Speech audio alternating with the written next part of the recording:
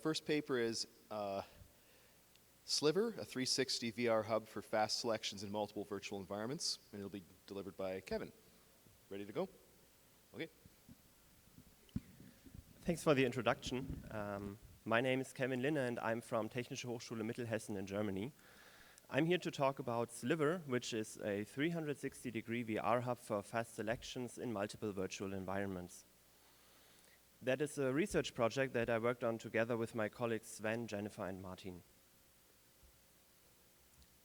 So, to kick off my presentation, I'd like to talk about a limitation current VR systems typically have.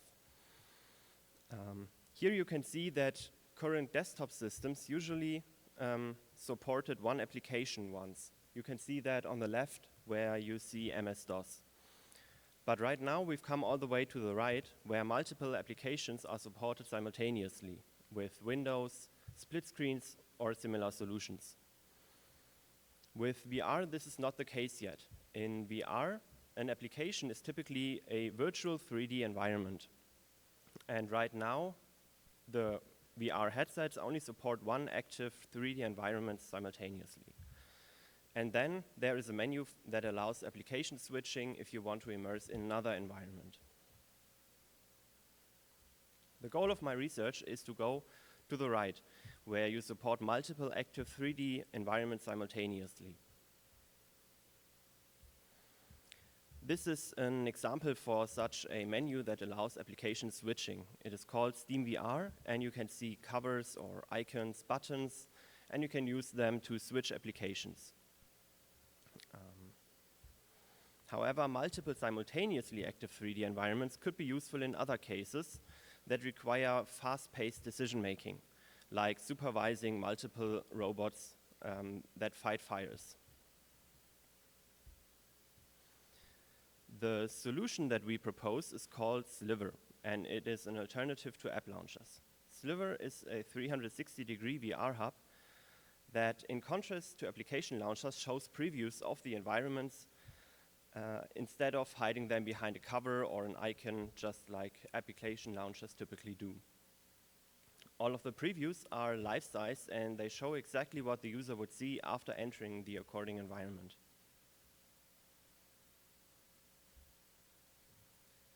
Sliver supports 3 different interactions. And the first one is called teleportation. Teleportation works just as you would expect it to. You can select one of the environments and then you get immersed in the selected environment and you see all of the contents that were hidden behind the preview. And as you can see in this video, after the teleportation, you see exactly what you saw from the preview first. The second interaction is called focus mode. And focus mode allows you to focus on one of the environments, just as the name suggests. Here you can see the user performing the focus mode interaction by selecting an environment, enlarging its preview, and then closing the preview again to see the other environments.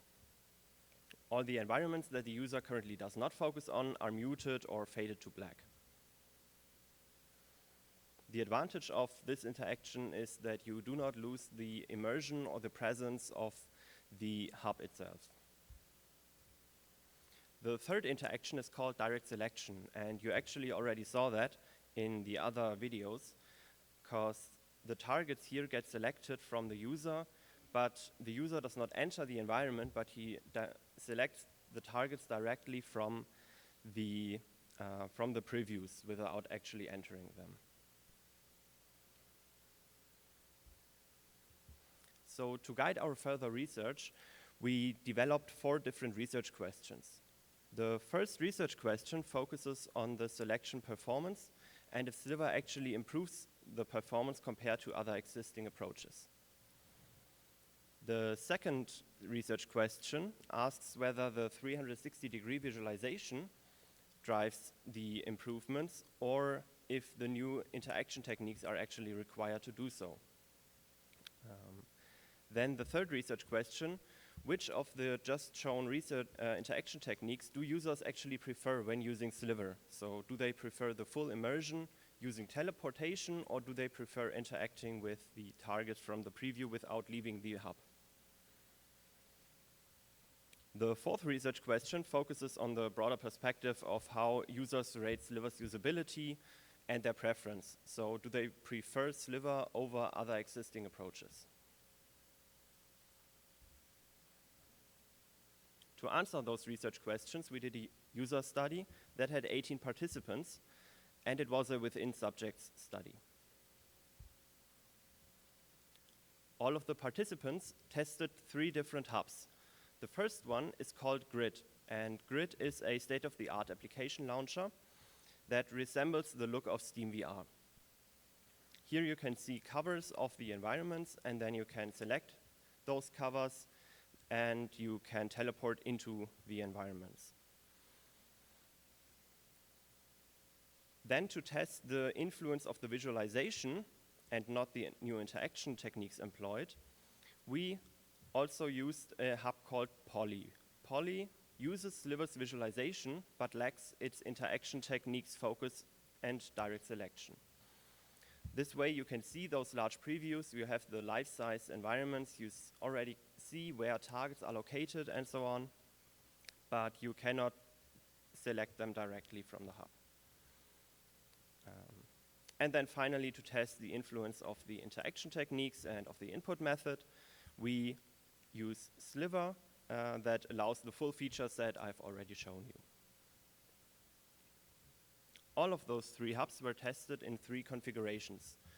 The 3 configurations were 6, 9, and 12 environments shown simultaneously. So Grid with 6, 9, and 12, Poly, and Sliver as well. Here you can see what that actually looked like in this grid. Grid had shown the environments just like SteamVR does with 6, 9, and 12. And Poly and Sliver look kind of the same, but that's natural because both share the same visualization, only Sliver supports focus mode and direct selection.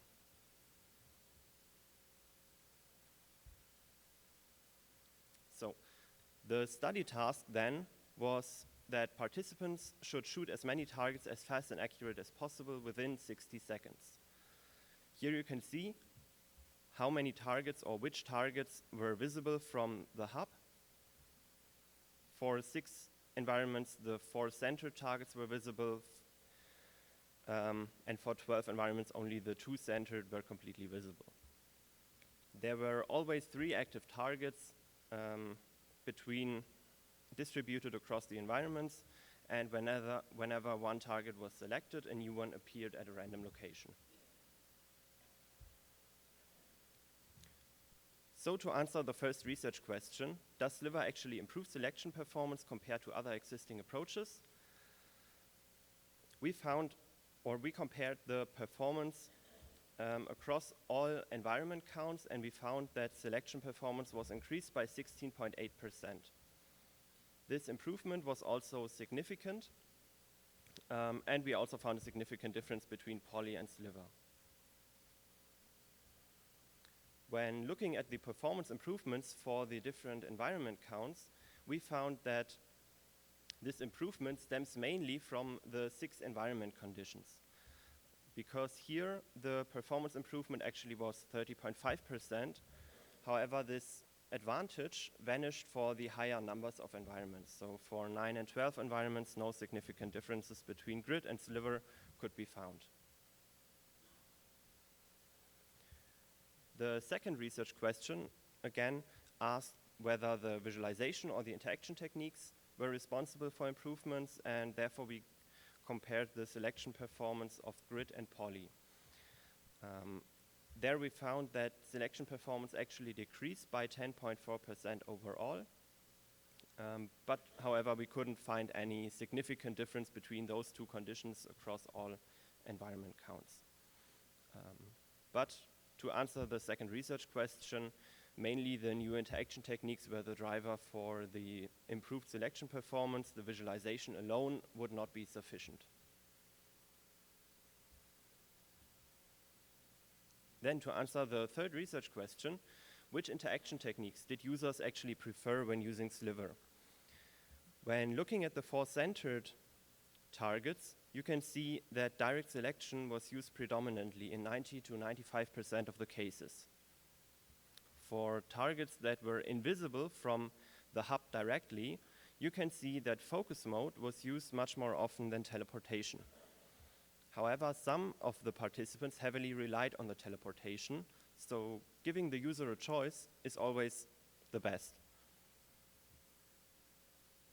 Taken together, 95% or almost 95% of the interactions used were performed from within the hub. So in 5% of the cases, participants actually teleported into the environment and then selected the targets. But in 95% of the cases, they preferred staying in the hub. And finally, for the 4th research question, we employed a system usability scale to assess how users rated the usability. And we found that all 3 hubs were rated pretty high. Poly had a score in the good category, while Grid and Sliver were in the excellent category. The ranking showed a significant difference between Sliver and Poly, however, that the difference between Sliver and Grid was not significant. So to conclude, these were my 4 research questions and their answers. We improved selection performance by 30.5%. However, the visualization was not responsible, but rather the interaction techniques. 95% of those were performed from inside the hub, and the usability was high for all of the hubs. And that concludes my talk. Thanks for your attention, and I'm happy to answer any questions.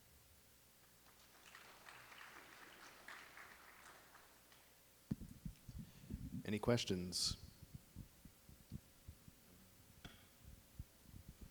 The microphone's turned. Oh, they're there. Hi, thanks for your talk. Could you give some insight into like what your target selection task represents in a more realistic kind of VE switching scenario? So what sort of interactions do people want to do just temporarily in one virtual environment and then switch to another one? It could be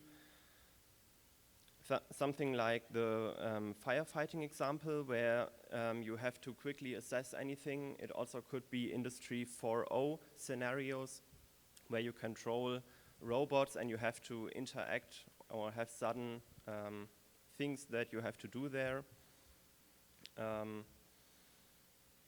Yeah, those are some of the examples we thought of. Is there a way to know which virtual environment might contain an interaction that I need to perform if it's not visible in the preview? Yeah, we had an indicator. You can see in this video that is green, and a green indicator or border above the environment indicates that this environment currently has an active target and that you should interact with it. Yeah.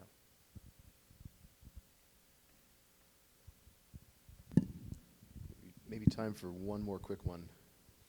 Hi, Matt Gottsacker from the University of Central Florida. Thank you for the interesting work. I'm thinking in this direction a lot myself, and so I would love to talk to you afterward as well. But my quick question, were the previews here rendered in stereo? Yes, they were. And how did you have any technical issues with that, of rendering so many different virtual environments at once in stereo, and how did you overcome that? Oh, sorry, so to correct myself, they were not rendered in stereo. In this case, they were virtual cameras that showed an image. So they were not rendered stereo. However, later in future work, we explore how to render them using stencil shaders. Okay, and then, so after you transition into the environment, then it becomes a stereo experience, I suppose? No, after the teleportation, you have a typical stereo experience where you see, just like you know it from VR. Okay, thank you. All right, let's thank the speaker again. Good morning, everyone. My name is Logan Lane. I'm from Virginia Tech, and today I will be discussing our work entitled Revisiting Performance Models of Distal Pointing in Virtual Reality. So let's talk about predictive modeling. Predictive modeling allows designers to estimate aspects of user task performance without having to conduct formal testing. And so perhaps one of the best known examples of predictive modeling is Fitts' law. And so Fitts' law will model the relationship of movement time to the ratio of the distance needed to travel to a target and the target size. And we call that value the index of difficulty, or ID value. And it's a numerical representation of the difficulty to perform a selection task. So there's like two primary formulations of Fitts' law that is relevant to our work today. We have the original formulation and then the Shannon formulation, which is commonly used in quite a few HCI research papers today. And so Fitts' law has shown to be successful in the past with 2D interfaces and predicting movement time with those 2D interfaces. So what is distal pointing? So distal pointing is when the user points their hand or a device at a distant target to make a selection. So distal pointing today is a key input modality for the modern head-worn display. And so we see an example of this here in the video where you are pointing at a distant target to make that selection. And so if at any point you've used a modern head-worn display, you have done distal pointing at some point. So what about 3D predictive modeling? There have been past attempts to do 3D predictive modeling for distal pointing interactions. And there's been all kinds of different things tried. So people have tried to account for movement direction, so the direction you have to move to like actually make the selection, the distance of the user from the target that they're trying to select, and even using angular measures instead of linear.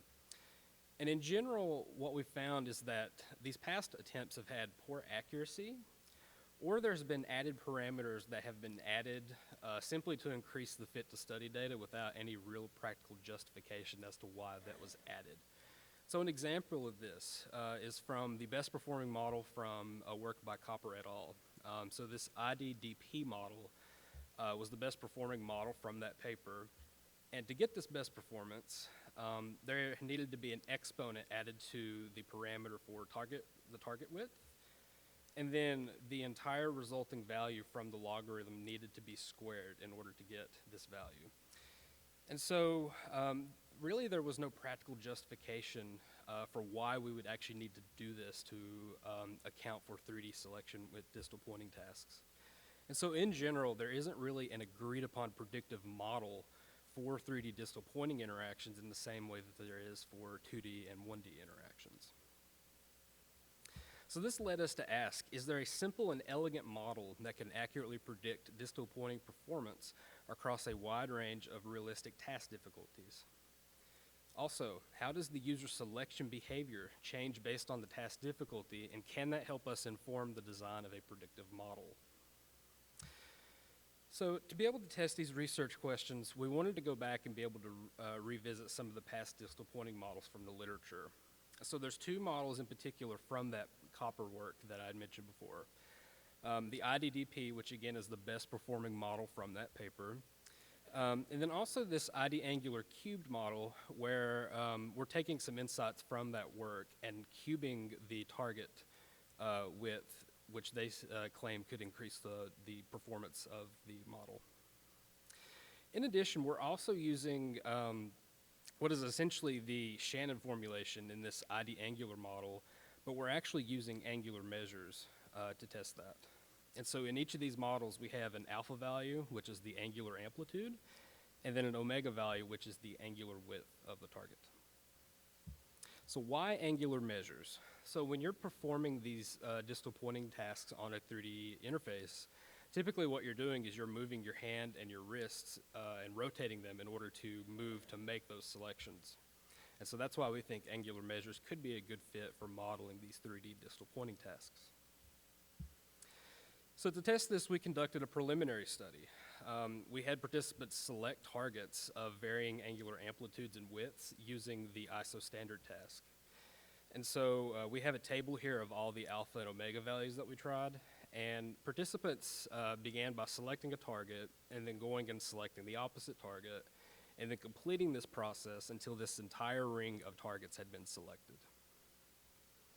And so in our study, we were altering the alpha and omega value, and we were measuring the time. We used a Quest 2 head-worn display, and there's a picture there of the controller that we used in this study. And we had 14 participants, 11 male, 3 female. And so we found something interesting. On the left here, we have a plot for this IDDP model. And you can see here with really easy or tasks with a low ID value, it's not modeled very well. It's not following this, this line of best fit on the plot. And you could see that even to a lesser extent on the right plot, which is representative of the ID angular model. So this led us to ask, should easy distal pointing tasks be modeled separately? This idea is not unprecedented, and there are some past examples in the actual document that you can go check out. So what we attempted to do is we wanted to see if we could model these easy tasks separately. And so what we did is we took all of our unique ID values and ordered them least to greatest, and then we wanted to attempt to find a breakpoint where we could split the pool of data into 2 separate pools and model them separately. And so this plot shows the best performing 2-part model that we had with our preliminary data. And to us, it suggested that there was some viability to the idea, and further testing would maybe shed some light on how well the 2-part model could work. And so I also have a breakpoint table here that I've included that goes into much more detail on some of the attempts that we tried with this. And so in particular, I'll call out the line that's bolded, 5-9, and that shows that we had a really good fit on the left model and a really good fit on the right pool of data as well. And so to further test this idea of modeling easy tasks separately, we needed a way that we could reliably generate these easy distal pointing tasks. And so we had to use the ISO standard selection task, but it is not the greatest at being able to generate easy distal pointing tasks. Specifically, tasks that have a low alpha value and high omega values are difficult to model with this task because the targets begin to overlap one another. And so we especially found that troubling for our field because 3D interfaces often have those properties where you just need to move a short distance to select a large target. In addition, trials are dependent on one another. And so as you're making these selections in this ring, in the ring of targets, we think that muscle memory could be affecting subsequent trials. And as you're moving to make these selections, you may not be fully stopped after you make that selection, and so it's affecting subsequent trials after the fact. So to help solve this, we proposed a new method for collecting aimed movement data. And so how this works is, first off, we have the participants look and identify this yellow target that you can see here in the video. After they've done that, we ask them to go and select this blue starting point to formally begin the trial. And then once that happens, they rapidly move and select the yellow target. And so there are some benefits to this. Namely, the biggest one is that we can test a much wider range of alpha and omega values. But also there's now trial independence where trials have a dedicated starting and stopping point, and we think that the trials are now independent of one another. So we conducted a new experiment with this new task. Again, it allowed us to test a much wider range of alpha and omega values. And so participants selected those targets, and we instructed them first to find the target prior to making that initial selection so that it would be purely based on motor performance rather than having to waste time looking for the target. And very similar to before, we had our independent variables of alpha and omega, and we measured time. We had 20 participants, 14 male, 6 female. And as you can see here in the table, there's a much greater and wider range of values tested compared to our preliminary work. So what we found is that the IDDP and the ID angular cubed models still performed poorly with the 2-part model. However, we found that ID angular did perform well with the 2-part model. And we have our best performing 2-part model here in this plot. But you'll notice a couple of things about this. So the evidence suggested that the 2-part model was actually unnecessary because they have very similar slopes. And oddly enough, it actually performed best when our breakpoint was at a large ID value. So this inspired us to go back to one-part models and leave behind the idea of the two-part model. And so as you can see here, again, on this IDDP plot on the left, these easy tasks are still not being modeled very well at all. However, on this ID angular plot on the right, we now have a really good fit for these easy tasks, and they're now following the line pretty closely. And so you can see that they're on the left and how it looks better on the right. So the ID angular distal pointing model modeled tasks with a wide range of ID values well. We found that it increased the fit from the copper paper that I'd mentioned, and we think that in general this could maybe be explained because we had a wider range of ID values that we tested in the paper. And so in general, this model we find is simple and elegant and explainable, and it's essentially the Shannon formulation of Fitts law with angular measures, and we show a picture here comparing how those two models look. So to answer our first research question, yes, the ID angular model was able to model tasks with a wide range of ID values well. Secondly, we found that the user selection behavior suggested that two-part modeling might be needed, but it did prove to be, in fact, unnecessary. So some final takeaways as I'm closing here. The ID angular model proved capable of being able to predict movement time across a wide range of ID values for distal pointing tasks. And we think that designers will be able to now use this model to make predictions about how long the distal pointing interactions will take with a 3D interface that they're creating. More specifically, it would allow them to make improvements to the efficiency of that interface without having to take time to conduct formal usability testing. And furthermore, and in closing, we look forward to further testing of our model and the new method that we proposed for gathering aimed movement data in future works from the HCI research community. Thank you. I'm happy to take any questions.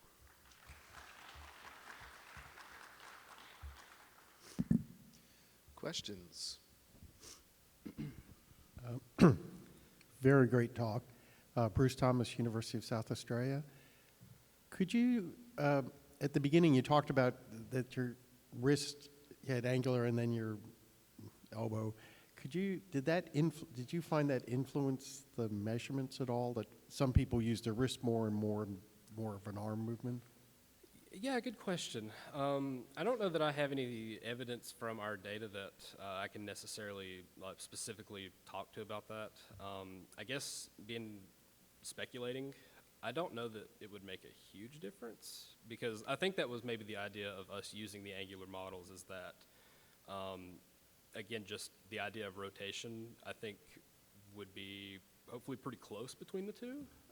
So again, we don't really have any evidence that we looked at in our data for that, but I would speculate and say that I think it would be pretty close. Oh, just another observation, by using angles, you remove the distance factor for things. So Sure. it's useful for any distance that you have, so very good. Thank you. Thank you. Got maybe time for one more very quick question. Steve Feiner, Columbia University. Great talk. Really interesting work. And to follow up on Bruce's question, so we've got the wrist, we've got the elbow, we also have the shoulder, right? Mm-hmm. And there have been selection techniques in which the idea is you just have your hand just hanging at the side, as opposed to having to raise up, elbow, wrist, shoulder. And have you thought about or tried doing things where you've got that more indirection thing, where your hand's down like this, and yet you're pointing out over there, because gravity is affecting you differently. So pose muscle tension is also affecting you differently. Sure. Yeah, that's I think would be some interesting future work, just to see, like you said, how coming from like a really solid stopping point, and having to kind of fight gravity to get back to where you need to be. I think that would be really interesting work for the future. Yeah. It would be a good next direction, I think, for somebody to look at for this. And even two-handed things. I mean, there are people who fire rifles with two hands versus a gun with one, and rifles tend to be more accurate. Yeah. Thank you. Thank you. Okay. Thank you for your introduction. Hello, everyone. I'm Yu Yang from Southern University of Science and Technology.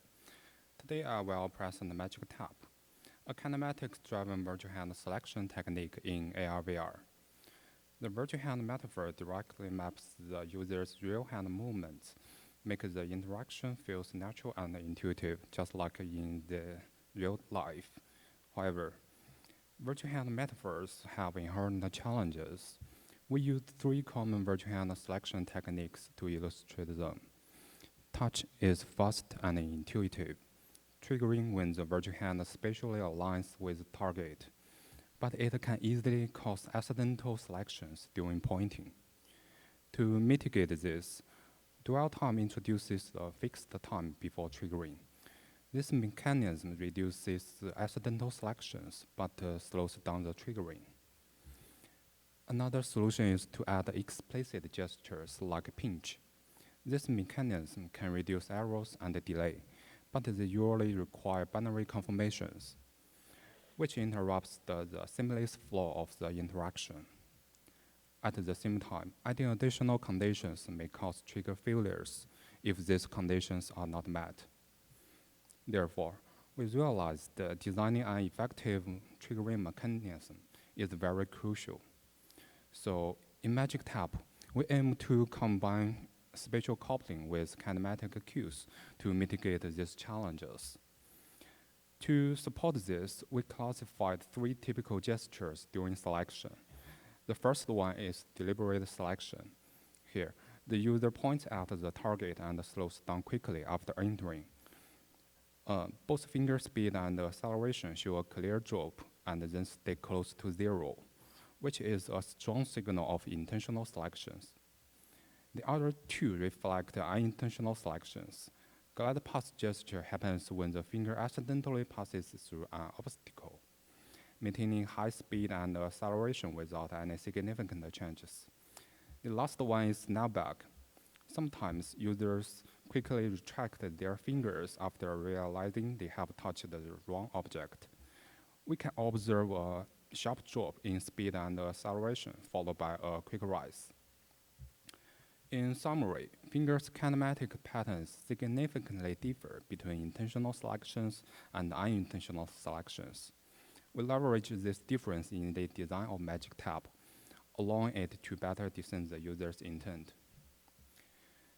The Magic Tap mechanism begins when the fingertips enters a target. We use 2 trigger methods. Trigger method 1 is the central one. It activates when the finger acceleration drops below threshold alpha. Trigger method 2 serves as a backup for slower motions. It activates when finger speed drops below threshold beta. Both methods for tracking deceleration can effectively prevent errors from glide path gestures. As long as either threshold is met, pre-trigger will be activated. Then, an update timer starts. In this short window, if finger speed rises above threshold gamma, pre-trigger will be deactivated. Otherwise, the target will be triggered. This mechanism can effectively prevent unintentional selection caused by snapback gestures. To validate our technique, we conducted 2 studies. Study 1 focused on calibrating Magic Tap, and Study 2 compared Magic Tap's performance with conventional hand-based techniques. Okay, now let's look at Study 1. In Experiment 1, we collected kinematic data during natural selection. Based on these results, we defined a reasonable testing range for alpha and gamma.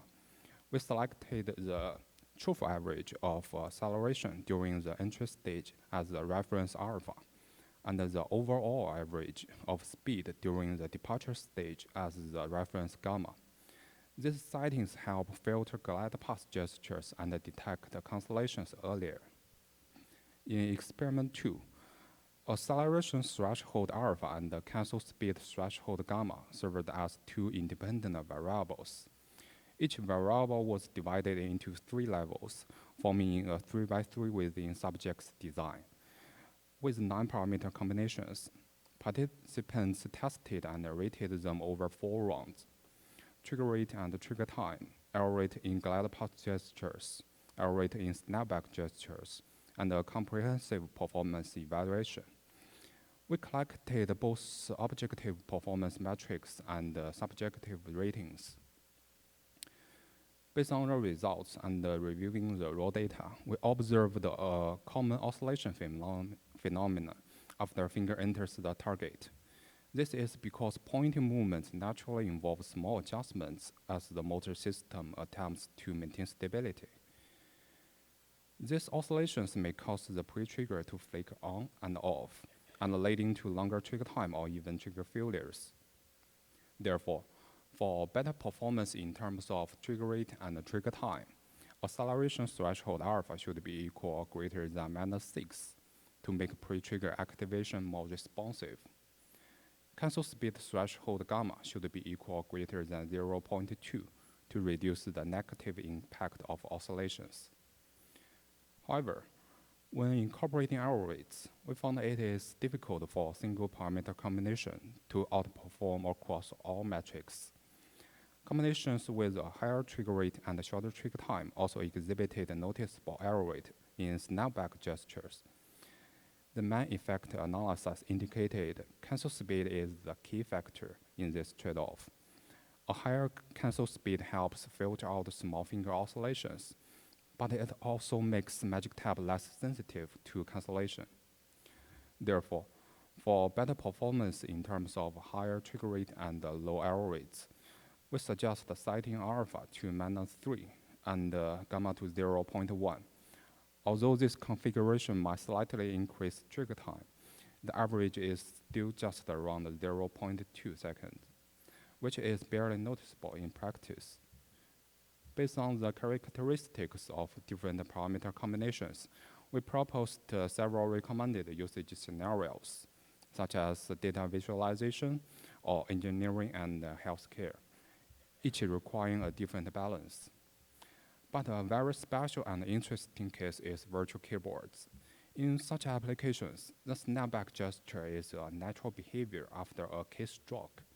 So we suggest disabling the cancellation mechanism by setting the update timer to 0 seconds and keeping the alpha at -6 or higher to still prevent errors from glide path gestures.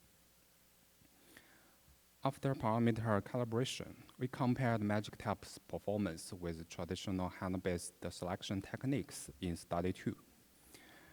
We adopted a 4x3 within subjects design involving 4 selection techniques. For Magic Tab, we set alpha to -3, beta to 0.02, and gamma to 0.1, aiming for a well-balanced performance. The experiment task followed the Fitts law paradigm, with 3 index of difficulty levels. We also added the obstacles to assess error proofability between different techniques. The results showed Magic Tab had 0 errors across all tasks, with no significant difference from dwell time and pinch.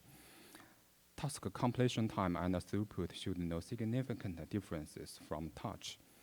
In terms of subjective ratings, Magic Tab achieved the lowest task load, highest user satisfaction, and was rated as the most preferred selection technique by participants. However, we found Magic Tab tends to have longer trigger time in easier selection tasks. Control theoretic models of pointing offer a reasonable explanation. When the selection tasks are simple, users tend to behave more freely, resulting in great behavior variations. Magic Tab uses fixed thresholds, so it is harder to pick up stable kinematic cues and keep the performance consistent under these variations. Unlike the oscillation caused by involuntary motor adjustments, this kind of variability comes from users being more relaxed and less precise when the tasks feels effortless. We summarized the limitations in this study. First, as we discussed earlier, Magic Tab might not adopt well to different task difficulties. Second, we didn't consider occluded selection environments in this study. So, In the future work, we plan to explore adaptive mechanisms that adjust the parameters in real time. We're also interested in using kinematic cues during pointing to infer users' intent and dynamically adjust target layouts, especially in occluded environments. And finally, this study also inspired us to explore other input modalities like gaze or head movement.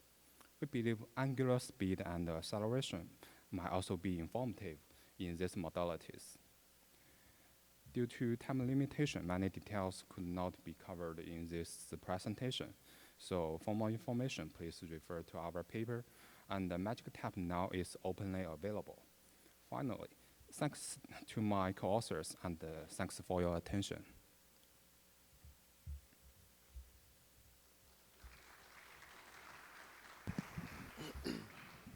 Questions? Thank you for the talk. Pavel Manach, Lancaster University.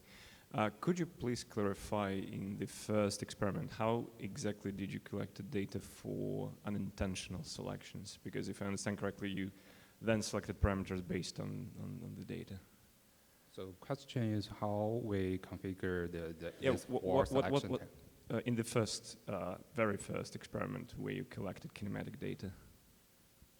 So you mentioned that you had 3 types, right? The intentional selection, and then 2 types where one finger goes through the target, and the third one when it retracts. So I assumed it's some kind of a more ecologically valid task in order to gather the 2 unintentional selections. So how did you do that? This one? Yes, exactly. The 2 at the bottom. Yes. The first one is intentional selections. This gesture is very makes sense. When you select a target, you point at the target after your finger enters the target. You will slow down your speed and remain inside to trigger this target. And the other 2 reflect unintentional selections.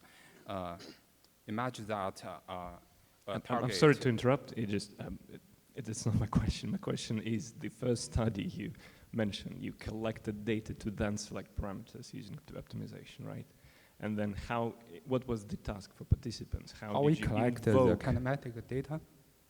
How did you collect the data, yes, in the first experiment? Yeah.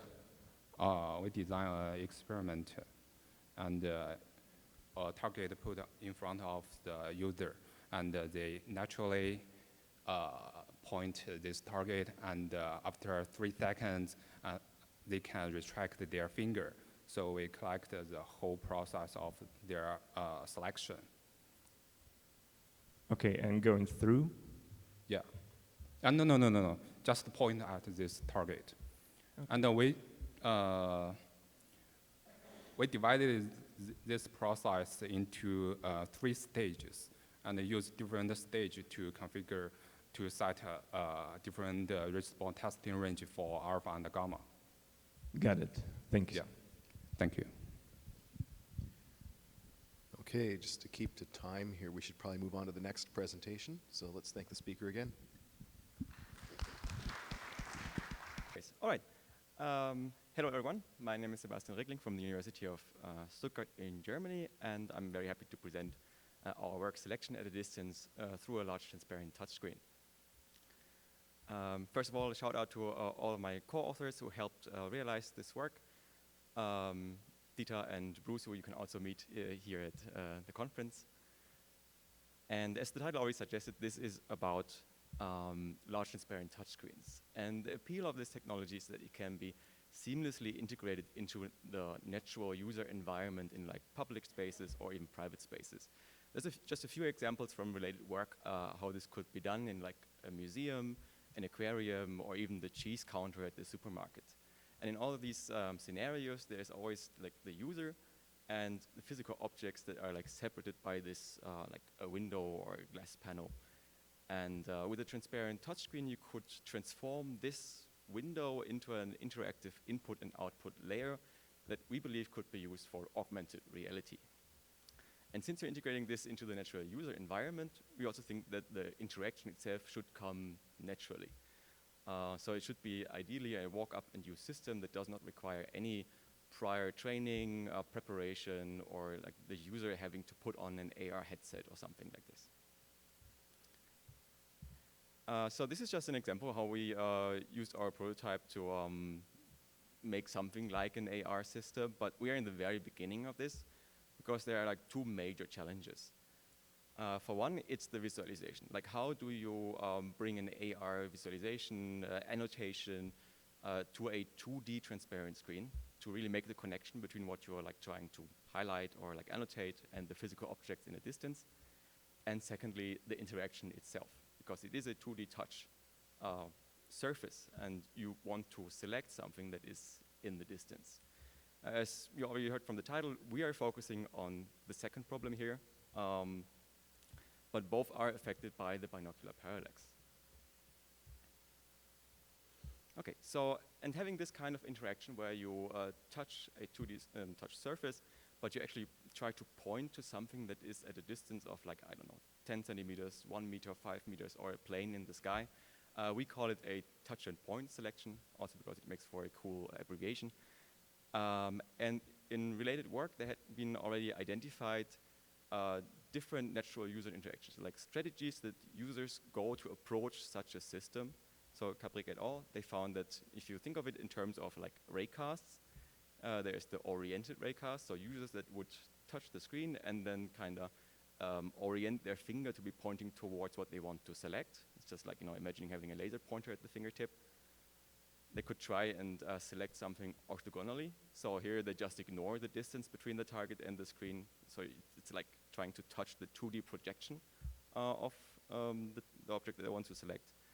Or the I finger raycast. So they try to touch like in their line of sight and more or less occlude the target with their finger. So the raycast pretty much goes from the eye over the fingertip towards the target. And we were curious about this. We did like a small pilot study just with our colleagues, and I observed what my colleagues were doing, and I found that for one, if the target range is larger, they try to intuitively, even subconsciously, combine these techniques, and also they would mitigate the binocular parallax by closing one eye. So for this reason, we split the eye finger into two techniques or modes here. It's the eye finger stereo with both eyes open, and the eye finger mono with one eye closed. And like this, we had the idea of running our own study where we wanted to make no assumption about the user. We just record the natural user behavior. We calculate the accuracy of all of these just raycasts I've just shown you, and then compare the results. And our research questions have been like, how does natural interaction change with target position? How accurate are these different tab modes that we just seen? And does secondary input improve accuracy? So something that is more like subconscious to the user, such as gaze input or the hand trajectory right before touch. And then what are the user's thoughts on each of these tab modes? This is a quick overview of our experimental setup that we had. So there is our prototype, the transparent screen. We attached cameras and the hand tracking sensor. There are the 12 targets behind it. So we had targets from a range of 6 centimeters behind it all the way up to 4 meters, more or less spread evenly. There was a room scale tracking, like a motion capture system to check the position of the screen in space, the position of the targets, the position of the eye tracking headset that we used for tracking the gaze input. And you can see like the targets that we used, it's this black cross, and at the center of them, there's a small red LED, and then if it would light up like this, it would indicate for the user, for our participants, that this is the target that they're supposed to select. So it would light up, and I touch the screen, selection task over. And during this, we would collect a variety of data. We would check the 2D and 3D positions in space, like the touch, target, head, eye positions, the hand trajectory. We would get the finger posture during touch so that we could simulate the oriented raycasts. We got the gaze data from the eye tracking headset and the eye state, whether the eyes were open or closed. And of course, we could use this data then to calculate the accuracy of the raycasts. We could get the task completion time and more. So this is what it looked like during the experiment. We had 16 participants. They completed a set of selection tasks, which was 12 tasks, so there was one per target in a randomized order. And then they repeated this for different conditions. We had a freestyle condition, so this is what they did first, where we did not give any explanation on the different tab modes that had been identified. We just said, please select the targets that are up and touch the screen, and we just observed what they did. And after this, they got an explanation, like, okay, there is like I-finger stereo, I-finger mono, orthogonal, oriented, and then they would repeat this experiment for once for each of these conditions.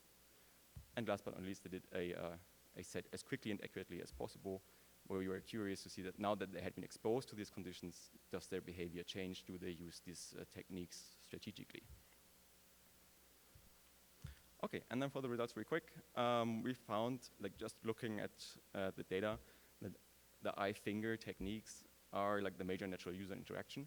So here we can see the mean error of each participant, where the I-finger stereo or I-finger mono for participants who close one eye during the interaction for the freestyle condition comes in lowest. And then the orthogonal has a much higher mean error, and the oriented one is way off.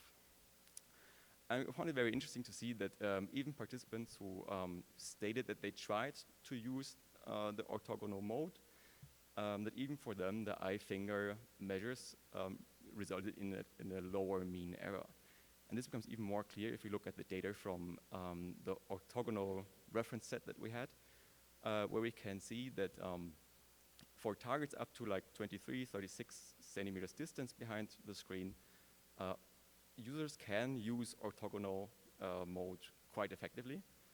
But above this distance, it gets more difficult, because either it's a lot of guesswork for the user, because at this point it's very difficult to have the spatial understanding to find the 2D projection of the target on the screen. Or what they do is that they try to align themselves visually with the target to get a better understanding. But at this point, as we can see here, the I-finger measure already comes closer than the actual orthogonal measure. For the subjective feedback, herefore we used the SUS, NASA TLX, and a small interview.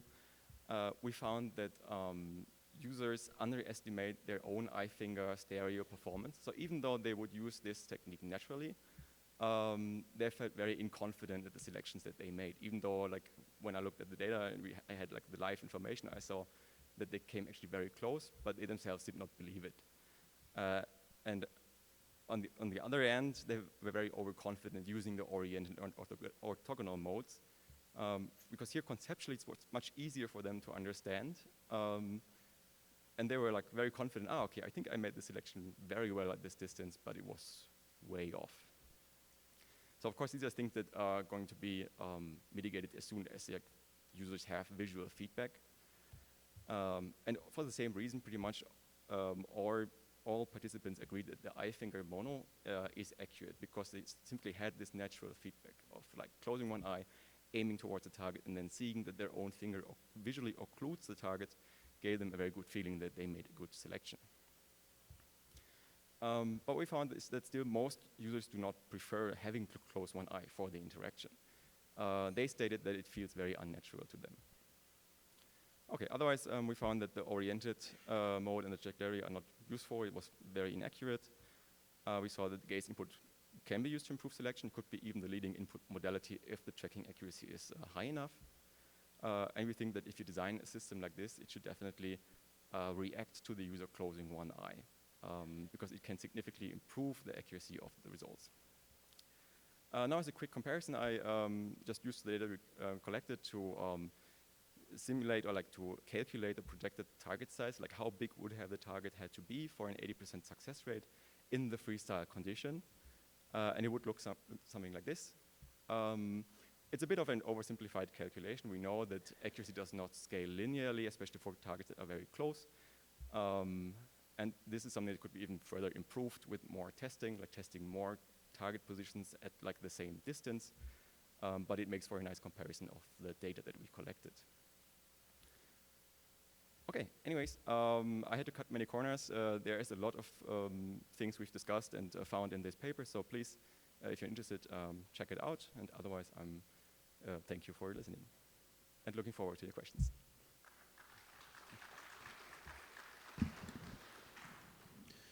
Any questions?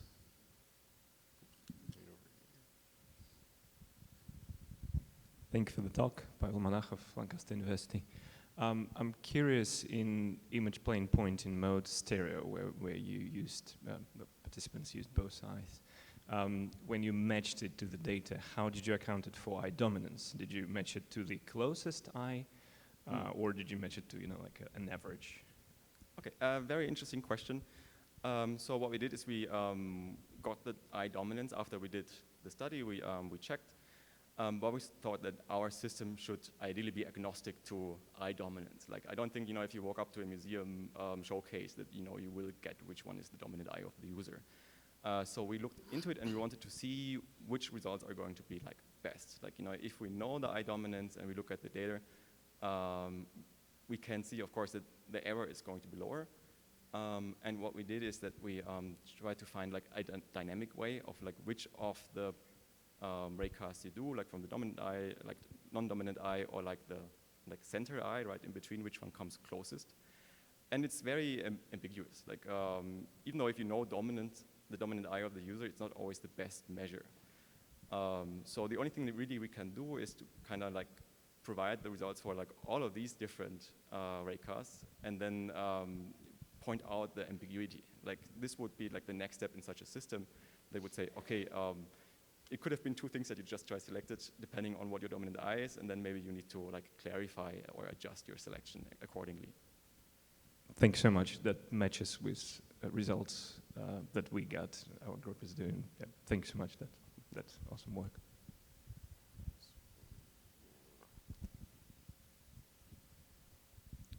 Steve Feiner, Columbia University. Really like this work.